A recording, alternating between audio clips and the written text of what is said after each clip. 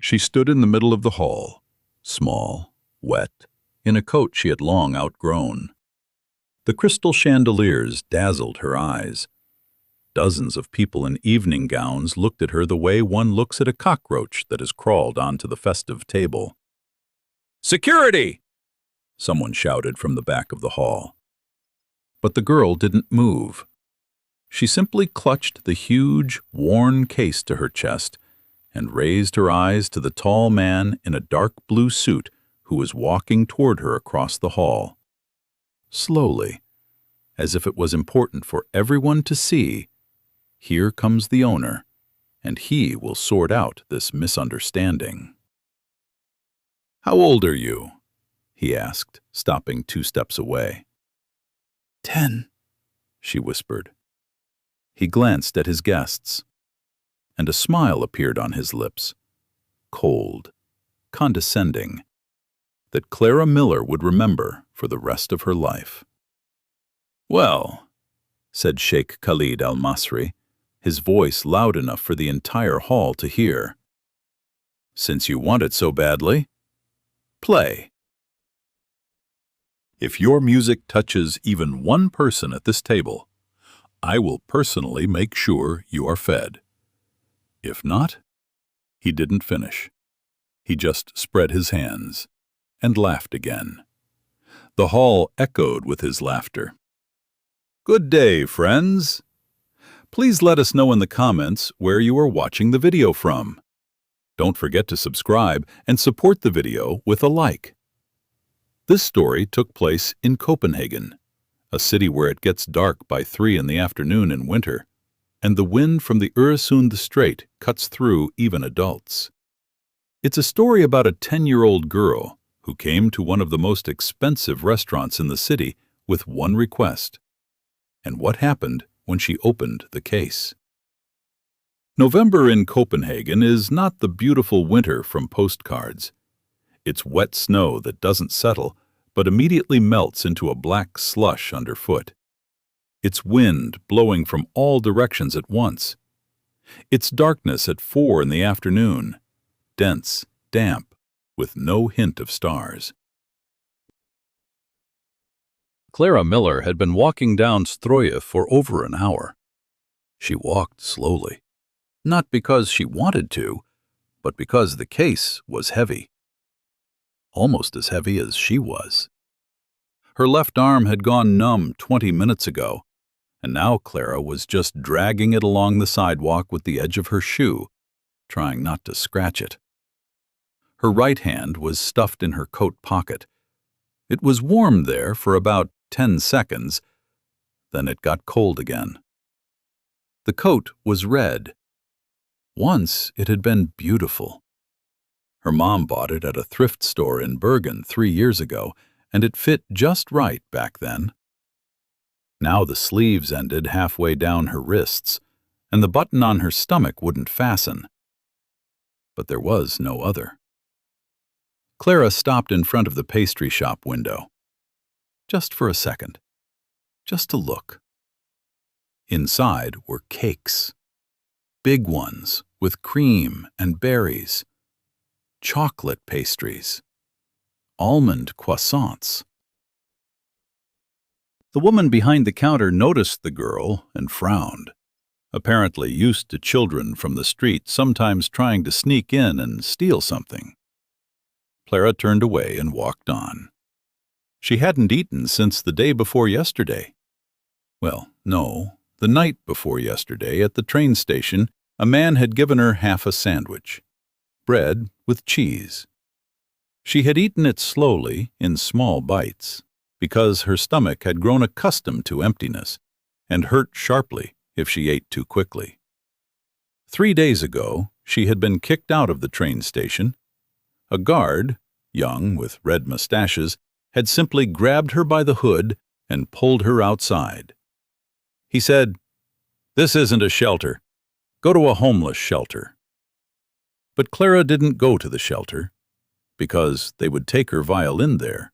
She was sure of it, as sure as she was that the sky was gray. Aurora was the only thing she had left from her dad.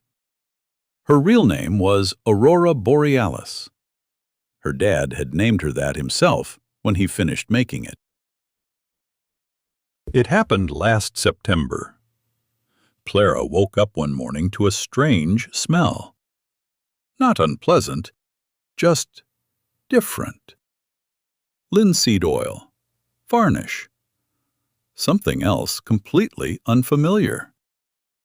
She came into the workshop and saw her dad standing at the workbench, holding the violin at arm's length, turning it toward the light. "Ready?" he said, not turning around. He always heard her footsteps. "Who is it for?" "For you." Clara didn't understand at first. She already had a violin, a small student model, bought at a music store in downtown Bergen.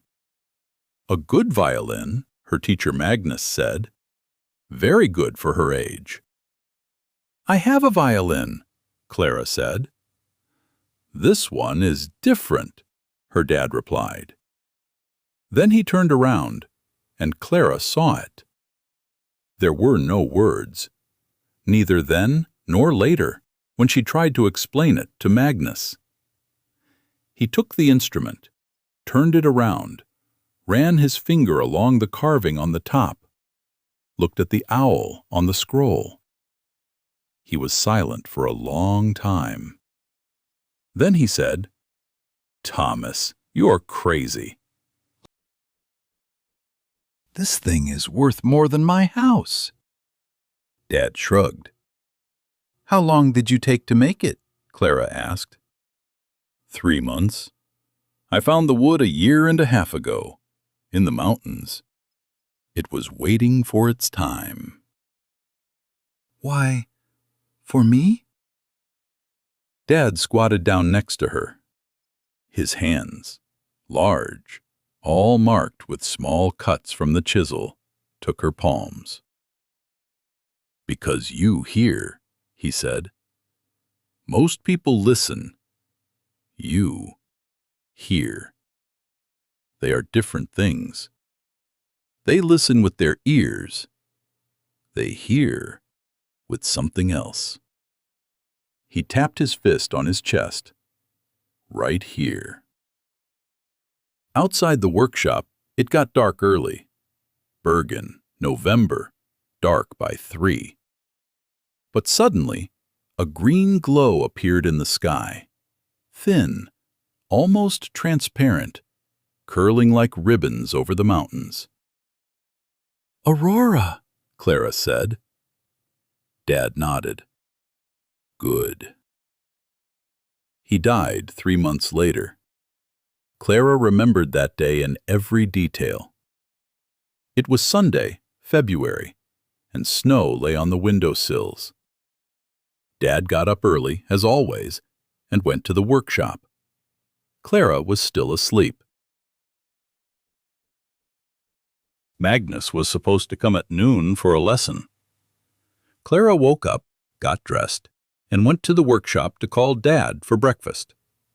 He was lying by the workbench, on the floor. His hands were outstretched, his face calm, completely calm, as if he had just laid down to rest. Clara later thought, why didn't she scream right away? She just stood in the doorway and watched. Probably because she didn't believe it, or because, somewhere inside, she already knew that screaming wouldn't help. Then she took the phone and called Magnus. Then there was a doctor. Then people from social services in gray jackets with folders. Then the funeral at a small cemetery on a hill outside the city, where Mom was buried too.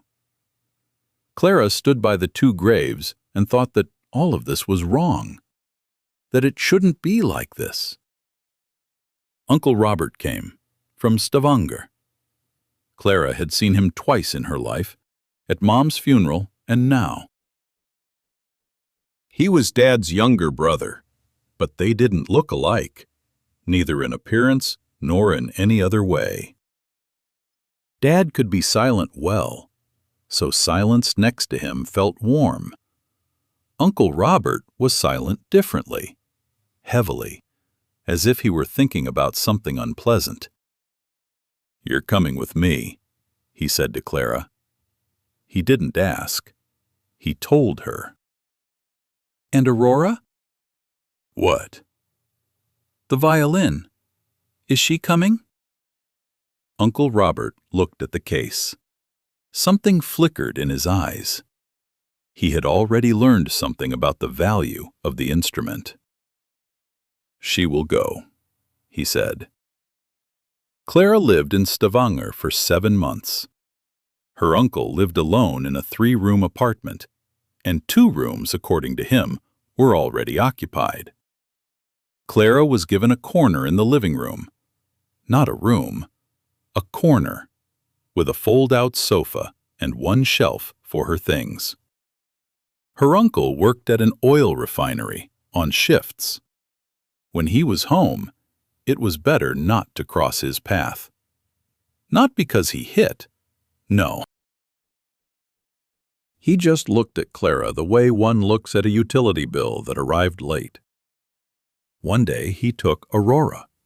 He simply walked into the living room while Clara was at school, opened the case, and took it. Clara came home and found the empty case on the sofa. The fear she felt then. She had never felt anything like it, even when she found her dad. Her uncle came home late in the evening. Clara sat and waited. "Where's the violin?" she asked. "I went to get it appraised." "Why?" "It's worth a lot. We need money." "It's Dad's. He made it for me." "You're a child.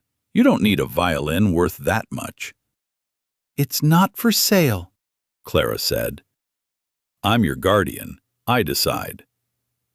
Clara didn't scream, didn't cry, just looked at him. "If you sell it," she said very quietly, "I will leave, and I won't come back." Her uncle laughed. "Where will you go? You're 10 years old." "I don't know. Somewhere." Something in her voice made him stop.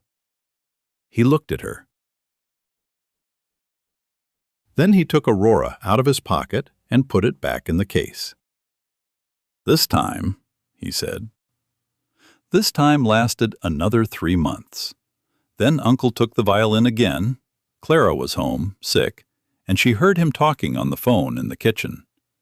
She couldn't make out the words, but she understood the tone. She got up. She went to the hallway. She took the case, it was by the door, her uncle hadn't left yet, and walked out of the apartment. She just walked out, in her school sweater, without a jacket. She reached Copenhagen in 3 days. A truck driver from Stavanger to Oslo. A woman at the ferry terminal who bought her a ticket to Denmark, just because she saw a girl in a sweater with a huge case. The ferry was warm, and for the first time in 3 days, Clara slept well, curled up on a couch in the cafeteria, pressing the case to her chest. She spent 2 weeks in Copenhagen. Clara walked another half a block and saw it. The restaurant Al Zara occupied the corner between 2 streets, a massive building with dark oak doors and golden letters above the entrance. Through the huge panoramic windows, everything was visible. White tablecloths, crystal chandeliers, candle holders with candles. People in beautiful dresses and suits, waiters with trays. Food, lots of food.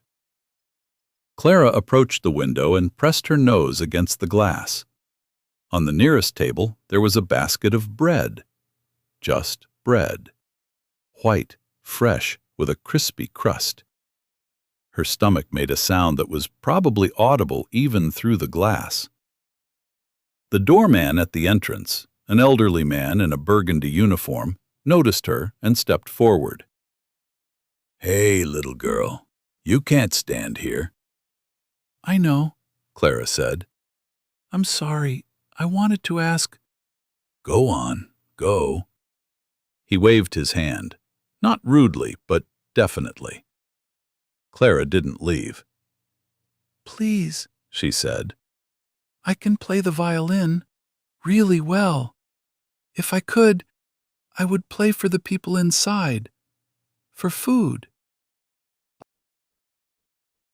Not for money, just for something to eat. The doorman looked at her messy braids, her short-sleeved coat, her worn case. Listen, he said, and there was something like pity in his voice. This isn't the place, you understand? This is a very expensive restaurant. The people there, they won't understand. I play well, Clara repeated. Go to a shelter, the doorman said. They'll feed you there. He turned away, and at that moment the restaurant door opened. A couple came out, a man in a coat and a woman in a fur, both laughing at something of their own. Warm air rushed out, smelling of food and expensive perfume. Clara didn't think. She just stepped into the gap while the door was still open. The doorman turned around too late. She found herself inside. The warmth was so sharp that it made her head spin. Clara stood in the restaurant foyer and blinked. Her coat was wet. Her hair stuck to her face. The huge case weighed down her arm. And then she realized that everything had gone silent. The music from the speakers stopped. Conversations ceased. The clinking of glasses came to an end. Everyone in the hall was looking at her. Clara counted about 30 tables. At each one there were people. Some were frozen with a fork halfway to their mouths. Some had lowered their glasses. A woman in a pearl necklace simply opened her mouth and didn't close it for several seconds. It was her, small, wet, in a silly red coat, in the middle of all this luxury. And then a man rose from the far end of the hall. Sheikh Khalid al-Masri looked exactly as he did in the photographs in the magazines Clara sometimes flipped through at the library. Tall, broad-shouldered, a dark blue suit, clearly tailored, not store-bought. A watch on his wrist that reflected tiny glimmers in the light of the chandeliers. He walked across the hall, slowly, and each step said, "This is my restaurant. These are my guests, and I will handle this now." He stopped 2 steps away from Clara, looking down at her. "How did you get in here?" Through the door, Clara said, and it didn't come off as rude, just honest. Someone quietly chuckled. The sheikh raised an eyebrow slightly. "Where are your parents?" My dad is dead. My mom is dead too. A pause. "How old are you?" 10. The sheikh glanced at the guests, just briefly, as if checking that everyone could see what was happening. And then Clara realized something important. She was not a problem. She was an awkwardness that needed to be resolved in a way that everyone could see. The master of the situation was in control. "And what do you want?" he asked. I want to eat, Clara said. I haven't eaten anything normal for 3 days. I have a violin. I can play for your guests, if they like it. "Oh," said the sheikh. And that's when the smile appeared. He looked at the guests again, a bit louder than necessary for talking to a child. "Ladies and gentlemen, we have an unexpected guest today. This young lady is offering us a musical performance in exchange for dinner. Isn't that touching?" Laughter, soft but quite distinct. The woman in the pearl necklace whispered something to her companion, and they both laughed. Clara stood and looked at those faces, beautiful, well-groomed, well-fed faces, and she felt something warm rising from within. Not fear, no, something else. "Well," the sheikh said, and his voice carried the same light, mocking tone, "I am a generous man. Play. If even one person at this table says you touched him, I will make sure you are fed. Deal?" "Deal," Clara said. She set the case down on the floor, squatted beside it, unfastened the latches, slowly, as always. The first, the second, the third. Then she froze for a second. No one saw that second. Everyone was looking at her, but no one noticed. It was the second when she thought, what if? What if today it doesn't work out? What if these people hear music differently than those for whom she had played before? What if Dad was the only one who believed in her and the rest of the world thought otherwise? She looked at the locks of the case and remembered Bergen, the workshop, the smell of linseed oil. You hear. Most people listen, but you hear. Dad said this not as a compliment, as a fact, as something he knew for sure. Clara opened the case. What lay inside did not match her appearance, the worn case, or this evening at all. The violin was carved from spruce that was over 300 years old. Dad had told her that himself when he made it. The wood was found in the Telemark Mountains, where the air is pure and the wind sings in the pines with a special voice. There was carving on the top, thin curved lines resembling the tongues of the northern lights. On the scroll sat a tiny snowy owl, carved so finely that the feathers were visible one by one. When the chandelier light hit the varnished surface, the violin glowed with a golden honey hue. Several people in the hall gasped, quietly but distinctly. Sheikh Khalid squinted. He knew his stuff. His collection of art objects was worth so much that it was better not to say it out loud. And he understood immediately. What lay in this worn case was not a child's toy. "Where did you get this?" he asked, and there was no longer any mockery in his voice, just a sharp, professional question from someone who knows how to evaluate. "Dad made it," Clara said. "He was a master. Thomas Miller, from Bergen." The sheikh froze. "Thomas Miller," he repeated slowly. "Did you know him?" "I know about him." The sheikh paused for a second. "My friend paid 120,000 euros for one of his violins, and said it was a bargain." Clara nodded. She knew that. Dad always brushed it off when it came to prices.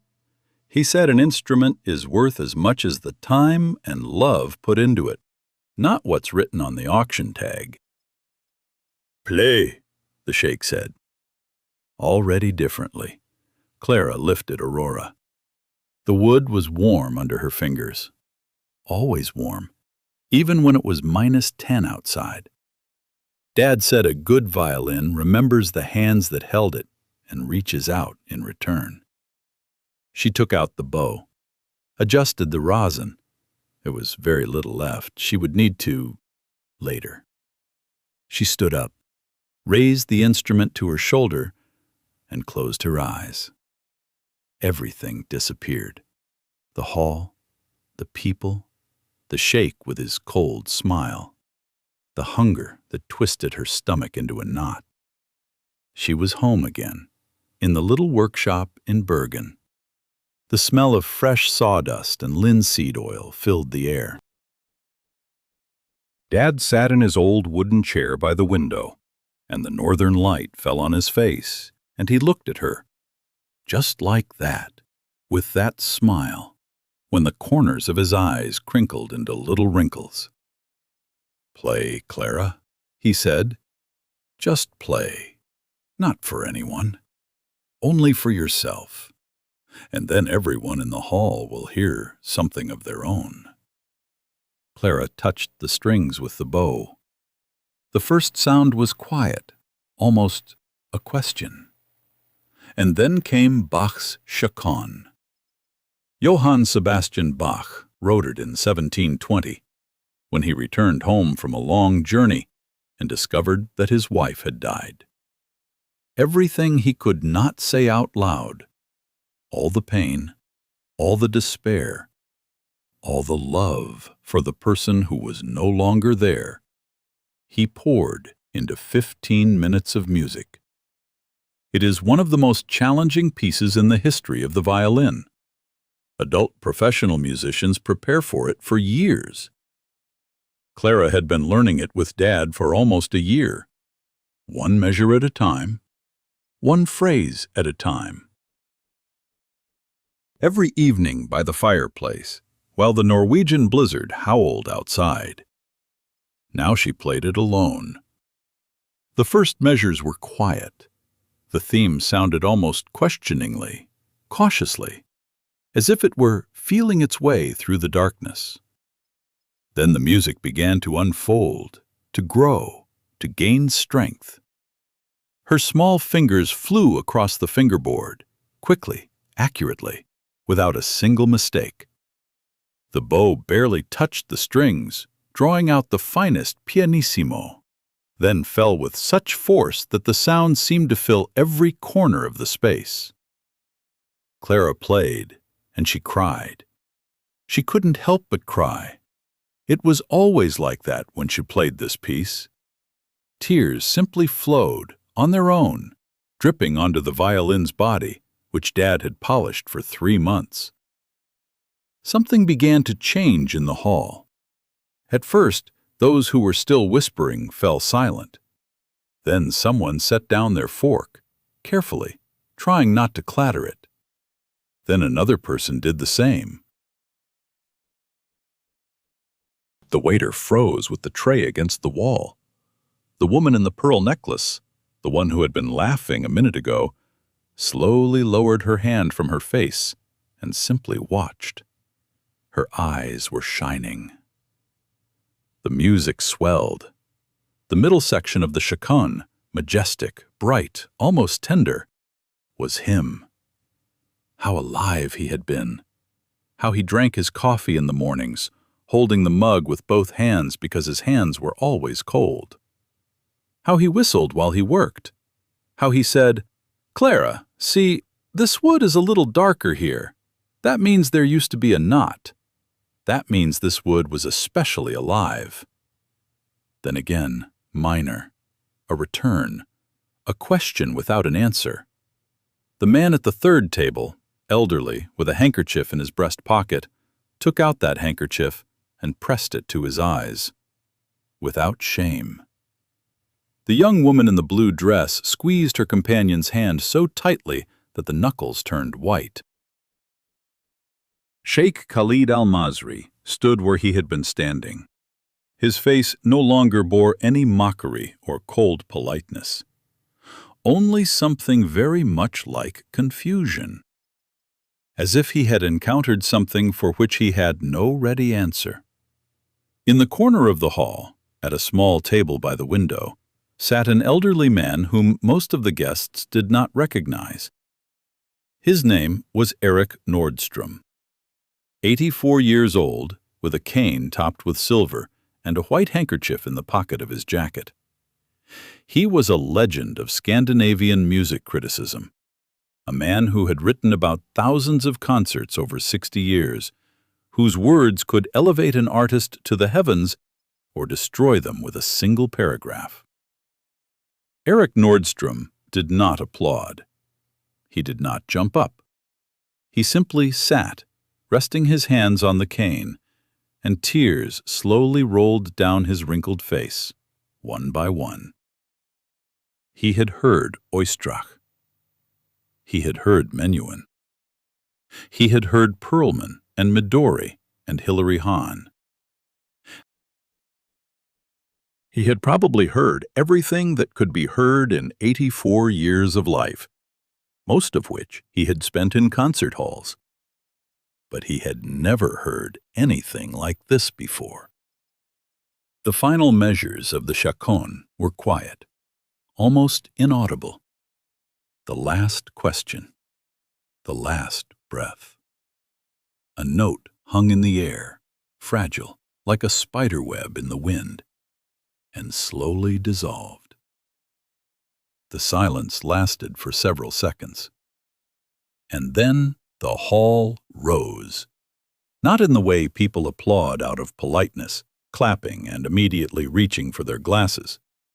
People stood up one by one, and the applause grew, and someone shouted, "Bravo!" And that woman in the pearl necklace wiped her cheeks, ignoring her smudged makeup. Clara stood in the middle of the hall, not understanding what was happening. She lowered the violin, opened her eyes. She saw those people who had laughed at her just a few minutes ago, and they were standing, applauding, and some were crying. One of the waiters quietly placed several bills on the floor next to her case, quickly, as if afraid someone would notice. Sheikh Khalid did not move. He stood in the same spot and looked at the girl. His face was empty.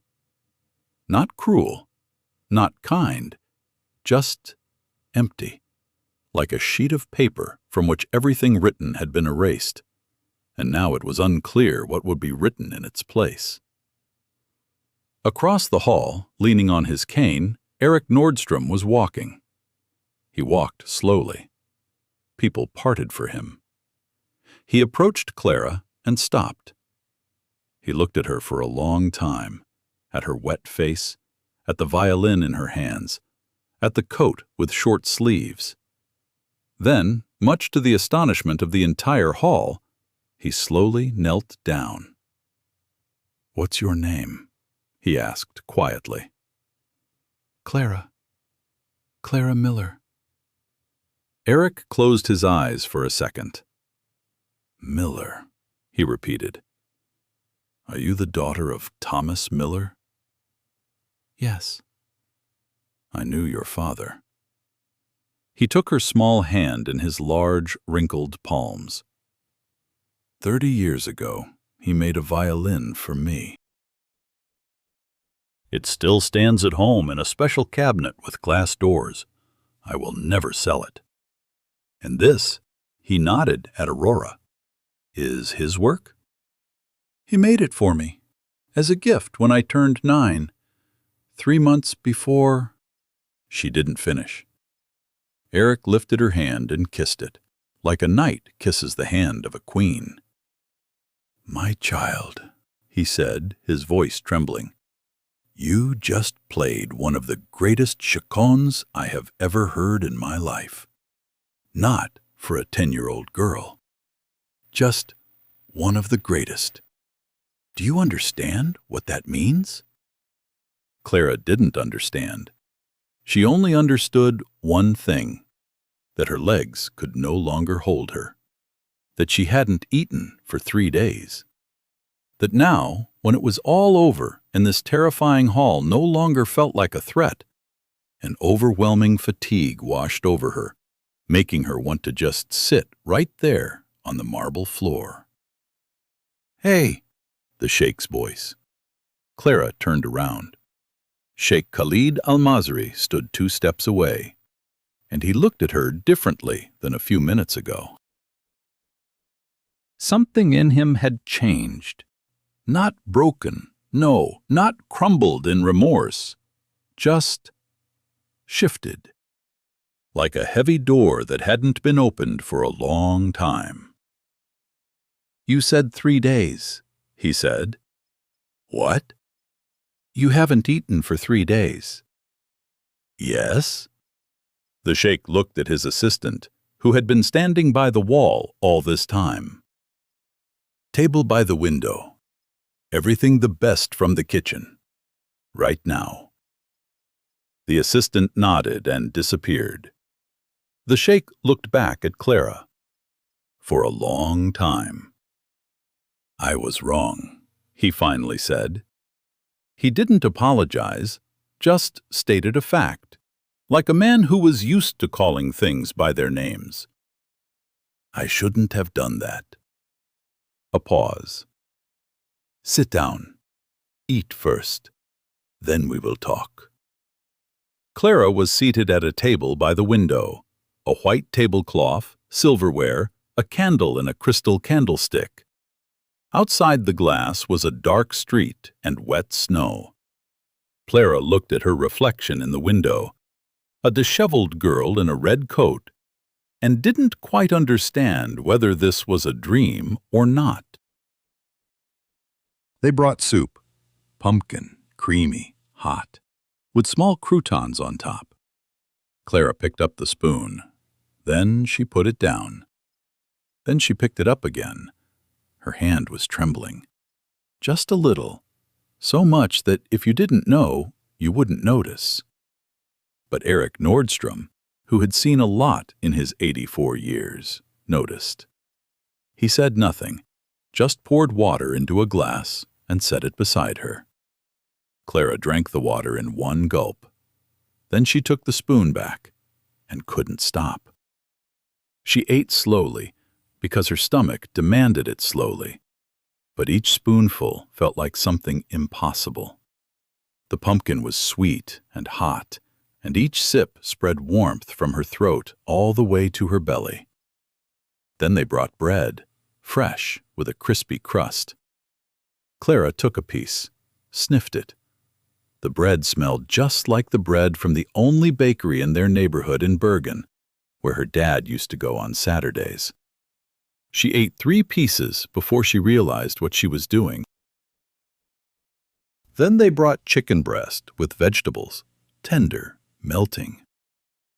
Broccoli, carrots, something else that Clara didn't know the name of, but which turned out to be very tasty. Eric Nordstrom sat down next to her, the sheikh across from her. They were silent while she ate. They didn't rush her. Only when Clara set down her fork and leaned back in her chair did Eric speak. "Tell me about your dad," he said. "What was he like?" Clara looked at him, at his old, kind face, at the tears he no longer wiped away. "He made violins," she began, "the best in the world. He said that every tree has its own story, that you can't just take a log and make an instrument. You have to listen first. Listen to what the tree wants to become." She paused. "He died in February. Just fell in the workshop. Heart. I was 9. "And your mom?" "Mom died when I was 4. I barely remember her. Just that she sang." The sheikh listened, not interrupting. "After my dad, I lived with my uncle," Clara continued, "in Stavanger. He didn't want me there. Said I ate his food and took up space. 2 months ago, he kicked me out. Just shoved me out the door. Told me to go wherever I wanted." Silence. "A 10-year-old child?" Eric asked quietly. "Yes." The sheikh set down his glass. "Where did you live these 2 months?" "At the train station. Then they kicked me out of there. Then just wherever I could." Clara shrugged. Not because she didn't care. She had just gotten used to talking about it as a fact. "I sometimes played on the street. People sometimes gave me money. A little. For bread." Eric took out a handkerchief and clenched it in his fist. He wasn't crying, just holding it. "Were you scared?" he asked. Clara thought. "I was afraid they would take Aurora away from me." She looked at the case standing next to her chair. "Everything else, no, not really." Dad used to say, "As long as there's music, there's a reason to live." I believed that. At the neighboring tables, people were no longer pretending not to hear. Some even moved closer. The waiter who brought dessert lingered at the table longer than necessary. "I will write an article," Eric Nordstrom said. "Tomorrow morning, in the Berlingske. It's the country's main newspaper. Do you hear me, Clara?" Yes. Everyone will know your story.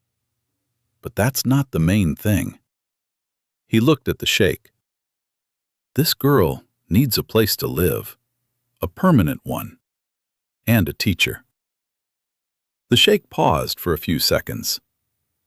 "I have a big house," he said. "There are free rooms, and I have connections at the Royal Conservatory."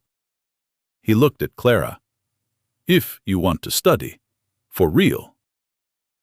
Clara looked at him. This man, who 10 minutes ago had turned her into a spectacle for wealthy guests, who laughed, who called her a beggar, although he probably didn't say it out loud, but she understood everything. Why? She asked directly. The sheikh didn't look away. "Because you taught me a lesson I didn't expect to learn tonight," he replied. "I was wrong. This doesn't happen to me often, but when it does, I try to make it right." Clara looked at Aurora in the case. "Dad," she thought, "you said that music opens any doors. I didn't believe it. But you were right." "Okay," she said. "I agree." That night, Clara slept in a huge, soft bed at the sheikh's villa, under a warm blanket, in a room with a view of the dark Öresund Strait, where the lights of ships slowly floated by. Aurora stood nearby, leaning against the bedside table, close enough to reach out and touch without getting up. Clara fell asleep 30 seconds after she lay down. Eric Nordstrom's article came out in the morning. It was simply titled, "The Girl from Bergen." Eric didn't write about the touching story of a poor child. He wrote about a musician, about what he heard last night, and why it mattered.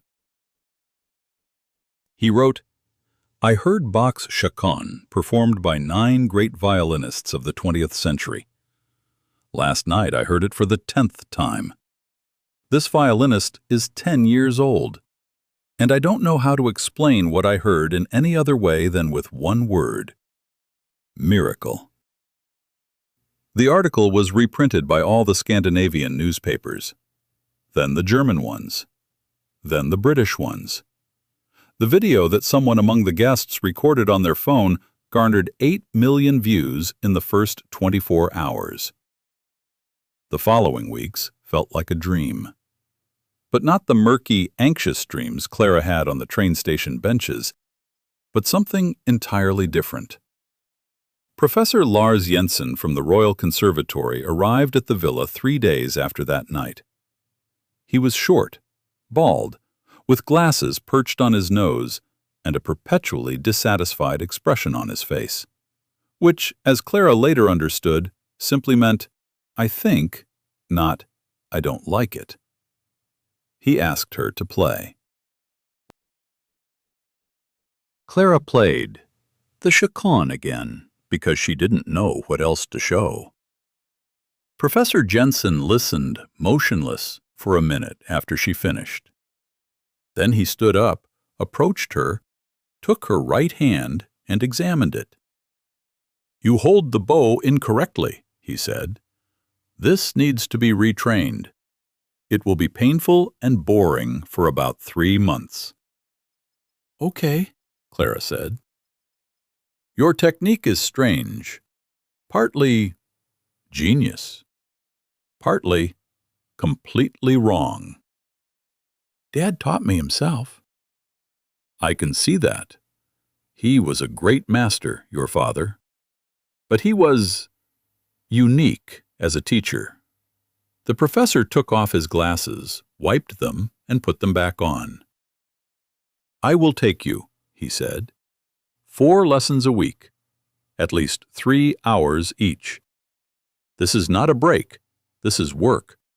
Do you understand?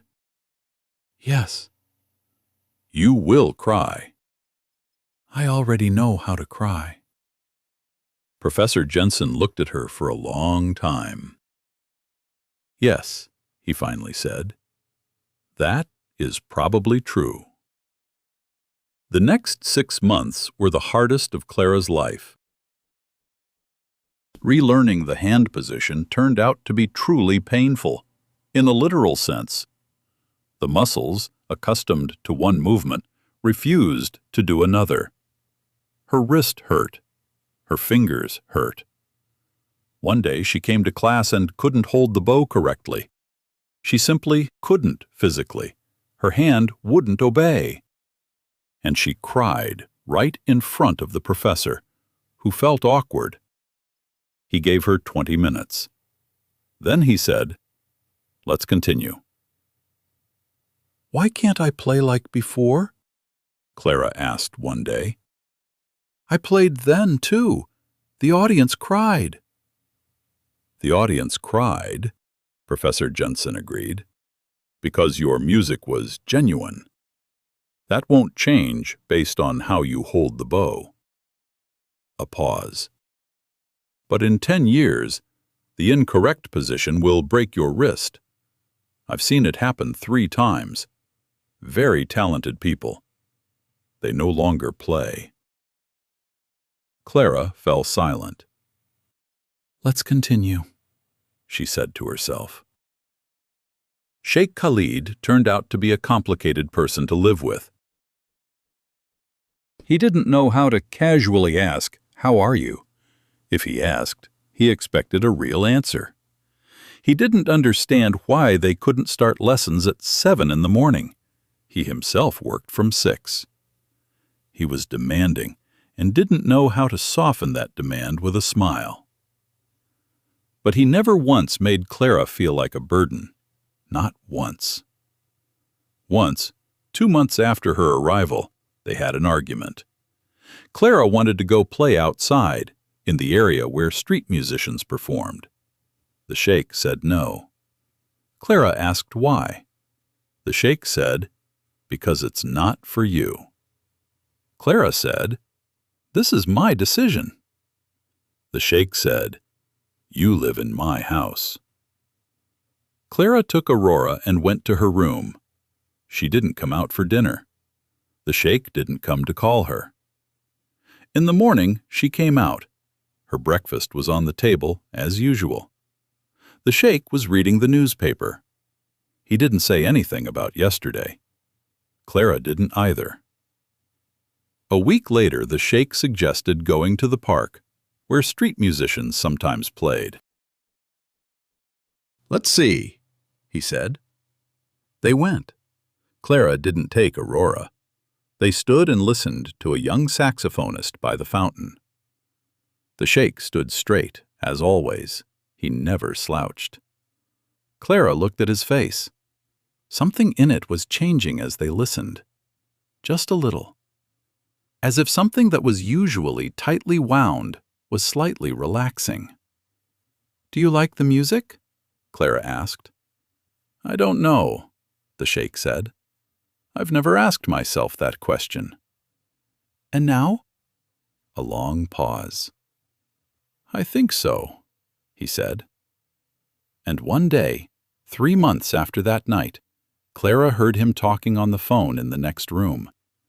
In Arabic, quickly, but then he switched to Danish, probably so she wouldn't understand, even though she didn't know Arabic anyway. He was saying, "Yes, she practices 6 hours a day. Jensen says he has never seen such a student. No, not promising. He used exactly that word. Exceptional. One that comes once in a generation. Maybe even less often." Clara quietly stepped away from the door. The first official concert was in 8 months. A small hall at the Copenhagen Conservatory. 200 seats. Tickets disappeared within 6 hours of the announcement. People stood in line online. A few journalists came from Stockholm and Berlin. Clara stood backstage in a simple dark blue dress. Mrs. Hansen, the Sheikh's housekeeper, took a long time to choose and said that blue is a serious color, the color of the sea, and that such a little girl needed a serious color. "Are you scared?" Professor Jensen asked, standing nearby. No, Clara said. "Really?" I was scared then, in the restaurant. It was scarier there. The professor grunted. "Reasonable." She stepped onto the stage. The audience froze. Like then, in the restaurant, but differently. Not from awkwardness, from anticipation. Clara raised her violin. She closed her eyes. Dad, can you see? She began to play. After the concert, reviews came out the next day, not only in Denmark, but also in Sweden, Finland, and Germany. One German critic wrote, "This is not a young talent that still needs to grow. This is already a voice, a unique, unmistakable voice that cannot be confused with anyone else's." Eric Nordstrom, who was sitting in the front row, wrote just one sentence in his column the next day. "I heard her once more. I was not mistaken." Robert's uncle was found. Social services began an investigation. After Eric's article, it was inevitable. Clara testified once, calmly, without tears. She cared about only one thing, that no other child would end up with him. She never saw him again and didn't want to. A year later, Sheikh Khalid, Eric, and Professor Jensen established the Thomas Miller Foundation to help gifted children from low-income families. Scholarships, instruments, housing near educational institutions. In the first year, they helped 31 children. Clara participated in every foundation meeting. The sheikh initially said it was not a child's business. Clara said, "I am exactly the person this foundation should help. I know better than anyone what is needed." The sheikh paused and agreed. And so she appeared at these meetings, small, serious, with a notebook in which she wrote something down. 5 years passed. Clara was 15 when she stood backstage at the Copenhagen Philharmonic. 1,500 seats, all of them occupied. In the front row sat 3 people. Sheikh Khalid, in his usual dark blue suit, straight, unsmiling, as always. Eric Nordstrom, with a cane, a white handkerchief in his pocket, already 89 years old. But his eyes were still sharp. And one empty chair, with a small plaque. Thomas Miller, Master, Father. This was Clara's idea. From the very first concert, always. They announced her name. Clara took Aurora. The wood was warm, always warm. She stepped onto the stage. Stood under the spotlights. Waited for the applause to die down. "Good evening," she said into the microphone. The audience froze. 5 years ago, I came to a restaurant and asked for permission to play for a bowl of soup. They didn't kick me out. And that changed everything. She looked at the front row. I want to thank 3 people. Sheikh Khalid, who gave me a home when I didn't know what a home was. Eric, who was the first to say out loud what I was afraid to believe myself. And my dad, who is not here, But who is here? She raised Aurora. Today, I will start with box Chaconne, the very one I played that evening, because some things need to be returned to where they began. She closed her eyes and began to play. In the hall, silence. Complete, living, warm silence that only happens when 1,500 people stop breathing at the same time. Sheikh Khalid sat still. His face was calm. He had learned to listen to music over these 5 years. To truly listen, not just to be present. Eric Nordstrom held his cane with both hands and smiled. The empty chair next to him was just an empty chair, or not just. And Clara played. She played for her dad, who taught her that every tree has a soul. For her mom, whom she barely remembered, only the voice. For that November night when she stood in a wet coat in the midst of someone else's luxurious world, holding the only thing she had. For the 31 children from the foundation, and for those who would come after. For everyone who had ever stood at someone else's door in the cold and was afraid to knock. The last note of the chaconne dissolved into silence, and then the audience stood up. All of them at once, like one person. Psychologists studying the phenomenon of early musical genius note that in the history of classical music, there are recorded instances of no more than 2 or 3 cases per century where a child under the age of 12 demonstrates a performance level comparable to that of mature concert musicians. According to a study from the University of Helsinki, published in the journal Psychology of Music in 2021, a key factor in the development of such children is not only natural talent, but also the presence of at least one adult who recognized this talent in time and created conditions for its growth. Researchers refer to this as the one-door effect. One decision, one person, one moment that opens or closes the path to what could have been. Musicologists also point out that great violinists almost always describe their instrument as an extension of themselves, rather than as an object. This is not a metaphor. It is neurophysiology. A musician's brain literally restructures the perception of the body, incorporating the instrument into its outline. Perhaps that is why the music played by someone with such a connection sounds different. Not technically better, but fundamentally different. Dear friends, if this story touched you, share in the comments which moment resonated with you the most. Give it a like if you enjoyed the story, and subscribe to the channel if you're not with us yet. Hit the bell to not miss new stories. Take care of yourself and those around you. See you soon.